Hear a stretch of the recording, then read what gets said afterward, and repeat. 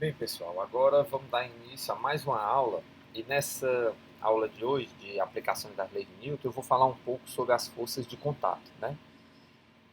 Essas forças surgem quando os corpos interagem por meio de contato direto entre as suas superfícies, né?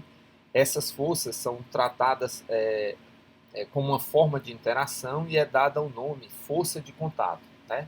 Um exemplo é que a força normal e a força de atrito são casos de forças de contato, né?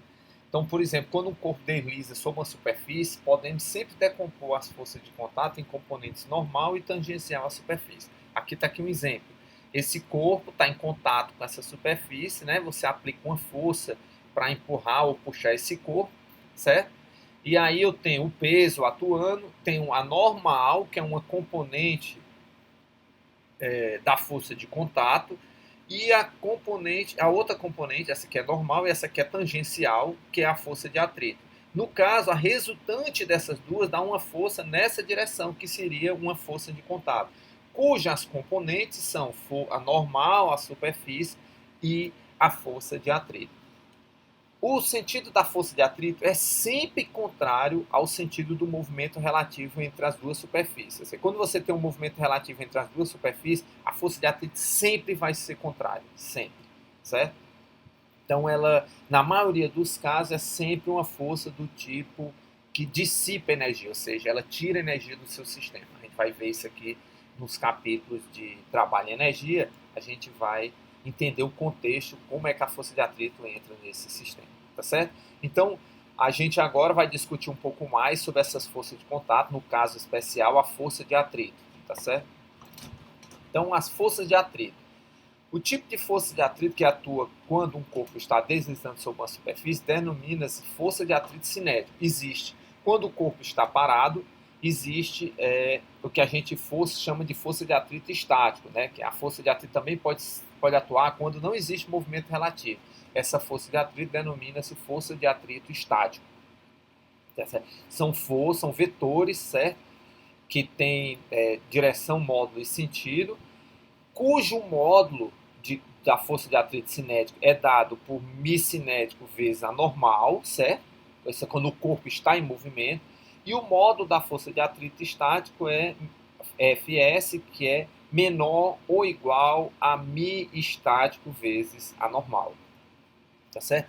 Perceba que se você fizer um gráfico da força de atrito vezes a tensão ou a força que você está aplicando no bloco, inicialmente você aplica uma força F para deslocar um bloco e o bloco permanece parado, né? Ele vai permanecer parado, você aumentando essa força, até que chega um momento crítico, que é quando você atinge essa igualdade dessa equação, que a força de atrito estático é igual ao μ estático vezes a normal, que o corpo começa o seu movimento.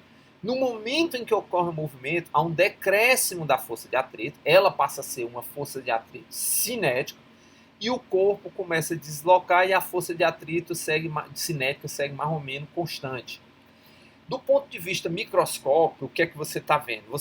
As superfícies dos corpos, elas não são superfícies lisas, elas apresentam rugosidade, certo? Essas rugosidades, elas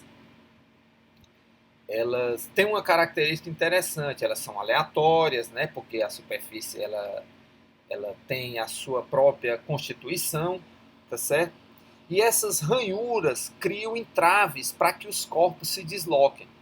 Então, para que você inicie um movimento, é necessário que você aplique uma força que rompa com esses vínculos aqui. Se você vê, você tem uma superfíciezinha encaixada na outra. Para que você inicie o seu movimento, é preciso que essas superfícies, esses obstáculos entre superfícies sejam vencidos. Para que isso ocorra, é preciso que a força estática atinja o seu valor máximo. A partir do momento que se inicia o movimento, você quebra todos esses vínculos e a força de atrito que entra em ação é a cinética e ela é menor do que o atrito estático, certo? Então, quando você, na iminência de começar um movimento, você tem uma força de atrito estático. A partir do momento que o corpo começa a se deslocar, atua o atrito cinético. E veja que você tem dois coeficientes, né, da força de atrito cinético. Um é μ cinético vezes a normal, o outro é μ estático vezes a normal. Esses μ, que são esses coeficientes de atrito, são diferentes por conta dessas características do contato das duas superfícies, né? Tá certo?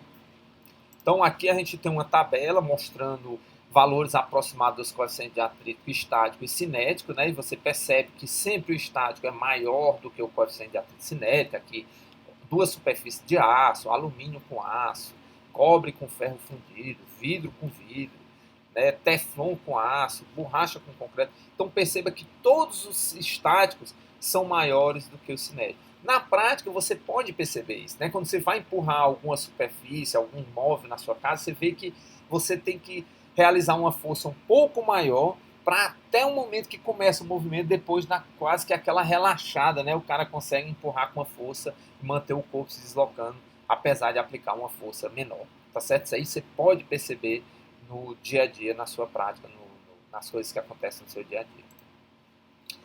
Aqui eu tenho uma análise, né, das condições para o surgimento da força de atrito. Né? Inicialmente eu tenho um corpo, né, nenhuma força aplicada, a caixa em repouso, nenhum atrito, né, a força de atrito estática é igual a zero, né, nós estamos nesse ponto aqui, só tem o normal igual ao peso. Né? Aí você pega essa cordinha, começa a aplicar uma tensão. Né? Você vai aplicando uma tensão igual a força de atrito estático, você vai aumentando a sua tensão, a força de atrito vai crescendo em função desse aumento, e você vai indo, né, na direção isso normal igual ao peso, essa força de atrito vai mais forte, se apressa a se mover, nós estamos na iminência do movimento, né, que aqui o atrito estático é menor do que o μ estático vezes a normal, nós estamos naquela região que é menor ou igual. À medida que você vai aumentando, na iminência de se movimentar, você tem a sua igualdade, que é o ponto de máximo, que se localiza bem aqui. Essa região menor é toda essa região dessa inclinação aqui. E aí, a partir do momento que a caixa começa a deslizar com velocidade constante, você tem essa queda e tem a força de atrito cinético igual a μ cinético vezes a normal. E aí você vai tendo uma flutuaçãozinha, mas com a média em torno de um valor constante. A força de atrito varia um pouco à medida que as ligações intermoleculares se formam e se rompem. Esse se forma e se rompa tem muito a ver com essas ranhuras aqui que estão acontecendo, né? Esse negócio vai passando por ranhuras e essa força de atrito cinético vai variando um pouco, variando muito pouco em termos do seu valor médio, né? Em torno do seu valor médio.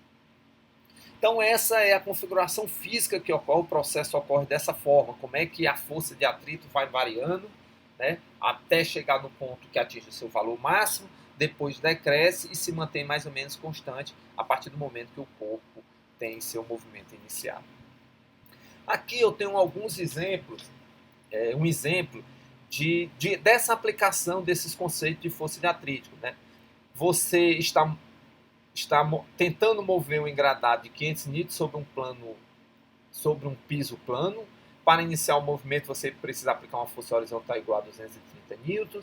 Depois que quebra o vínculo e de iniciar o movimento, né? Porque você tem aquela resistência inicial, depois que você quebra o vínculo, o movimento é iniciado. Então você precisa apenas de 200 N para manter o movimento com velocidade constante. Qual o valor do coeficiente de atrito cinético do estádio? Aí vamos lá, né? Antes do agregado se mover, do engradado se mover, temos o quê? Né? Temos essa condição, né? A somatória das forças em x igual a zero, temos tensão menos a força de atrito estático máxima, né? Porque ele está na iminência de se mover, isso que tu está em equilíbrio, né? Então, isso aqui mais a força é igual a zero. Conclusão, a força de atrito estático máximo igual a tensão que você está aplicando. Né? Normal igual ao peso na direção y, né? Tudo ok. Da equação para o módulo da força de atrito estático, a gente tem que Fs é menor ou igual a ms estático. Nós estamos na iminência do movimento, então eu posso assumir a igualdade. Encontro que μ estático é a força de atrito máximo estático dividido pela normal, enquanto que o μ estático é 0,46. Aí agora na condição, depois que começa o movimento, né? Aí a força decai de 230 para 200 N. Em Y não muda nada, mas altera em X. Aí em X eu tenho tensão menos a força de atrito cinético, igual a zero. A força de atrito cinético igual a tensão, que é 200 N. Na direção Y não muda nada, continua a mesma coisa, normal igual ao peso. Aí eu uso agora a igualdade de força de atrito cinético igual a μ cinético vezes a normal, tá certo?